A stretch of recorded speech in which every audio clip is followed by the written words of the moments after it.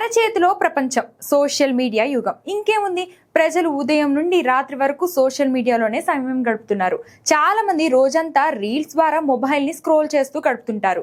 ఇది వారి దినచర్యలో ఒక భాగంగా మారింది. కొన్ని సెకండ్ల పాటు ఉండే వీడియోను చూస్తూ గంటల కొద్దీ గడిచిపోతూ ఉంటుంది.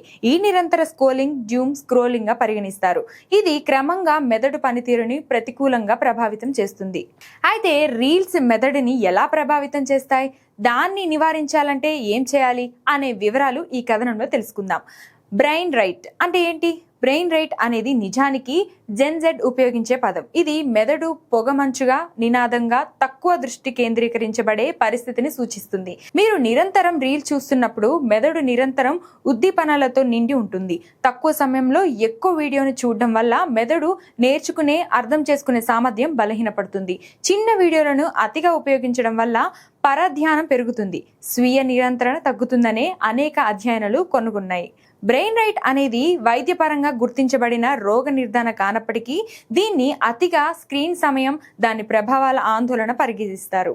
రీల్స్ మెదడును ఎలా ప్రభావితం చేస్తాయి? రీల్స్ తక్షణ సంతృప్తి కంటెంట్ పై దృష్టి పెడుతుంది. ప్రతి వీడియో మెదడులో డోపమైన్ ను విడుదల చేస్తుంది. ఈ నమూనా ఏదైనా వాస్తవానికి సమానంగా ఉంటుంది. ఫలితంగా మీ మెదడు తీవ్రమైన ఉద్దీపనకు బానిస అవుతుంది. ఒకే వ్యక్తి విరామం లేకుండా ఉద్రేకంగా ఏకాగ్రత కోల్పోకుండా ఉంటాడు. ప్రతి కొన్ని సెకండ్లకు దృష్టిని మార్చడం, జ్ఞాపక శక్తి, శ్రద్ధ రెండింటిని ప్రతికూలంగా ప్రభావితం చేస్తుంది. ఇది నిద్రపై అత్యధిక ప్రభావాన్ని చూపుతుంది.